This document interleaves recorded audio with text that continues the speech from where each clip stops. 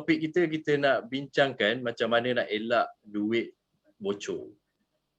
Sebenarnya ini kira fasa satu daripada beberapa video live yang kita akan kongsi nantilah berkenaan nak elak duit bocor ni. Ini macam fasa paling awal lah sebelum kita nak pastikan duit kita betul-betul terurus, terjaga, kita tahu duit bisnes kita pergi mana, datang dari mana dan sebagainya. Nanti kita akan kupas lagi lah. So selamat datanglah kepada semua yang ada pada hari ini.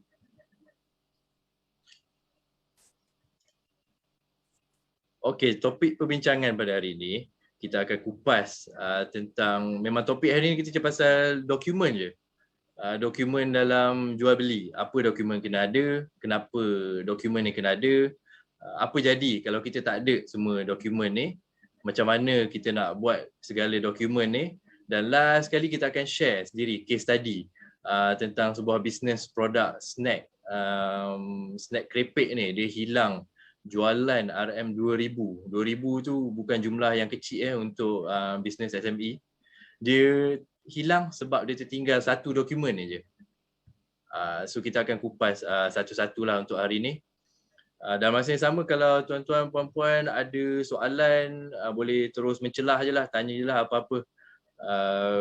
Kalau kita boleh jawab, kita jawab. Kalau memang kita tak boleh, kita tak palatau lah. Kita cakap kita tak tahu dan kita akan jawab kemudian melalui WhatsApp atau email untuk tuan-tuan dan puan-puan. Sebelum kita teruskan lagi, boleh tak saya minta tuan-tuan, puan-puan share dekat Facebook masing-masing lah, supaya sesi live kita hari ini boleh dicapai pada kawan-kawan yang ada buat bisnes dekat luar sana lah. Oh, hai Puan Lubna. Puan Lubna ada komen. Waalaikumsalam Puan Lubna. Puan Lubna ni antara orang hebat lah dalam grup BRC. Kalau nak tahu BRC tu apa, pergi cari dekat Facebook dan Twitter. Cari brc.my. Memang Puan Lubna ni antara orang yang hebat lah.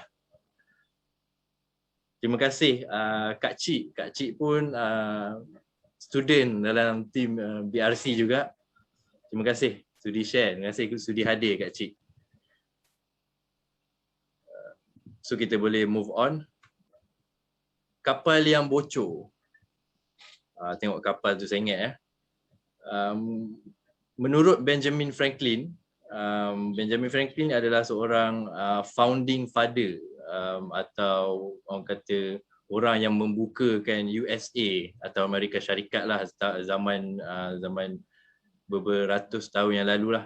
Dia cakap bocor yang kecil boleh menenggelamkan kapal yang hebat. Maksudnya kapal tu besar mana pun, kalau ada bocor kecil je, lama-lama dia akan air masuk. Kalau kita tak tampal bocor tu, tak tutup bocor tu, confirm tenggelam kapal tu. Macam contoh kalau tengok movie Titanic lah. Titanic tu dilanggar sikit je dekat iceberg tu, bila bocor masuk, habis, tumbang. Begitu jugalah dengan keuangan bisnes kita. Kalau kita tak urus keuangan bisnes kita betul-betul, kita ni macam kapal besar atau mungkin kapal kecil baru nak mula sampan, tapi kita bocor. Mungkin bunyi pengurusan keuangan tu, mungkin bunyi dia skema lah, atau mungkin macam berkira lah. Relax lah, setakat RM5 je, setakat RM2, setakat 5 sen. Tak payah nak berkira sangat. Tapi kalau kita tak pupuk dari awal, kapal bisnes ni dia macam saya cakap lah, masuk air sikit, bocor sikit, confirm tenggelam. Sebab tu kita kena tampal awal-awal supaya nanti kita tak karam. Jangan kata bisnes besar je nak kena cari mana bocor tu. Kita mula dari awal, dari sikit pun mungkin kita jadi dropship, agent atau stokis untuk produk-produk. Itu pun dikira bisnes sebab kita ada berlaku jual beli, ada berlaku transaksi. Kita kena jaga juga duit keluar masuk ni. Sebab no money, no business. Money is king, cash is king dalam bisnes. So, dokumen ni, topik kita pada hari ni lah, kita akan cerita tentang apa dokumen yang kena ada dalam urusan jual beli ni. Dokumen ni benda yang step pertama sekali. Kita kena pastikan dalam setiap transaksi jual beli tu, kita ada dokumen. Ada beberapa dokumen, 5 ke 6 dokumen yang kejap lagi kita akan kupas dengan lebih mendalam. Ini asas tau. Kalau kita tak ada benda dokumen ni, kita tak boleh buat rekod. Dalam setiap transaksi, kita kena ada rekod.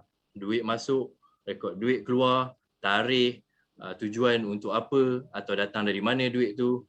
Dan dari rekod ni, yang rekod kita kumpul banyak-banyak rekod tu, dia akan hasilkan penyata kewangan. Atau bahasa Inggeris financial statement. Hari ni kita tak kupas topik penyata kewangan tu. InsyaAllah hari akan datang kita akan kupas. Tapi kalau dalam bisnes ni, penyata kewangan ni adalah bahasa kita. Dia akan ada jargon-jargon dalam penyata kewangan tu yang orang sesama orang bisnes atau mungkin bisnes kepada bank atau kepada pemilik modal, investor. Bahasa-bahasa bisnes atau bahasa pertukaran perkataan-perkataan tu datangnya antaranya dari penyata kewangan ni. Jadi kalau kita tak ada dokumen-dokumen asas ni, kita tak boleh nak buat rekod. Bila tak ada rekod, macam mana kita nak buat analisis? Kita nak analyse setiap transaction, kita nak analyse apa yang ada dalam kita punya financial statement.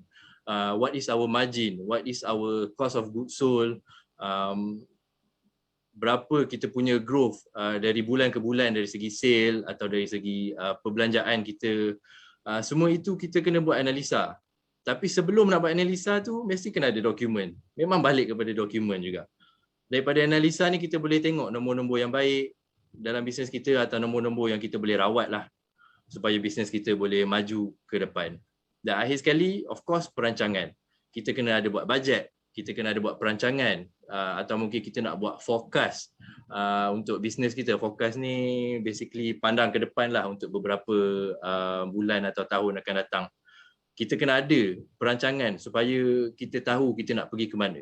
Tapi kalau kita tak ada dokumen, kita tak boleh buat rekod, kita tak boleh buat analisis, kita tak tahu kita nak pergi mana. Memang balik kepada benda paling asal, yang benda mungkin nampak macam skema, nak kena ada segala receipt, invoice semua ni. Tapi kalau tak ada, memang susah kita nak bergerak dari tempat sekarang nak pergi ke berkembangkan bisnes kita ke lebih besar lah. Jadi ini saya nak tunjuklah secara ringkas. Sebelum kita, let's say kita tak pernah buat pun segala rekod, dokumentasi semua ni, apa akan jadi kepada kita, apa akan jadi pada bisnes kita, dan selepas kita buat, apa akan perubahan yang berlaku. Sebelum kita buat, kita mesti tak tahu duit dari mana, duit nak ke mana. Bila kita tak tahu berapa kita punya duit keluar masuk, macam mana kita nak bayar zakat, macam mana kita nak bayar cukai.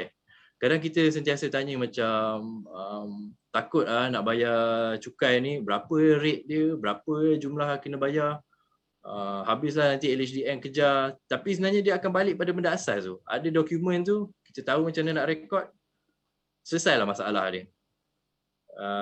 Cukai ni. Kemudian kita, kalau kita tak ada buat rekod, macam mana kita nak audit? Audit ni lebih kurang macam kita nak berlaku transparent lah.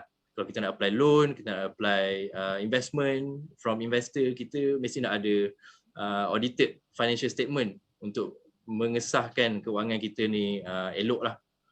Kita tak boleh nak rancang untuk kembang bisnes, kita tak boleh nak rancang berapa gaji kita nak ambil ataupun berapa return of investment, pulangan kepada pemilik bisnes ni untuk ambil kalau kita tak ada rekod.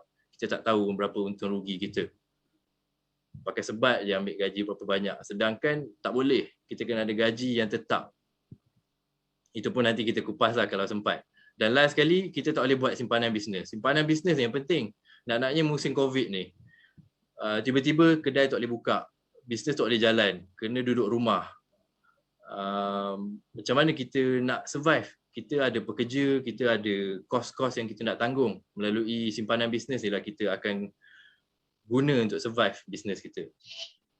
Dan bila kita buat benda yang asas ni, dia akan berlawanan baliklah dengan apa yang berlaku kat sebelum tu. Kita boleh buat perancangan, kita tahu keadaan sebenar bisnes kita. Dia boleh jadi juga amaran awal. Macam kita dah buat rekod, kita dah buat analisis, kita nampak mana yang kita boleh tambah baik dekat bisnes kita. Kemudian kita ada bukti bisnes kita mampu bayar pinjaman bank atau pinjaman daripada orang lain, contohnya. Tak nak cakap Along lah, tak mahu Along. Kemudian kita boleh dapatkan pelabur, dapatkan geran melalui, sebab kita dokumen kita dah kemas, kita dah ada segala rekod, kita dah ada analisis, kita boleh tunjuk dekat orang yang nak bagi dana kat kita. Kemudian kita nak tingkatkan motivasi untuk capai target kita untuk jadi lebih baik lah. Kita tahu berapa pulangan untuk pemilik bisnes dan akhir sekali kita ada saving untuk bisnes kita. Cukuplah intro daripada saya tentang kenapa pentingnya rekod dan juga dokumentasi untuk setiap transaksi jual beli ni. Nampak macam menakutkan, nampak macam susah nak buat, nampak macam leceh nak buat. Tapi jangan risau, kita akan simplify, kita akan cuba pemudahkan. Kalau kita orang buat susah, kalau kita orang buat leceh, tuan-tuan puan-puan boleh komen, tanya terus soalan.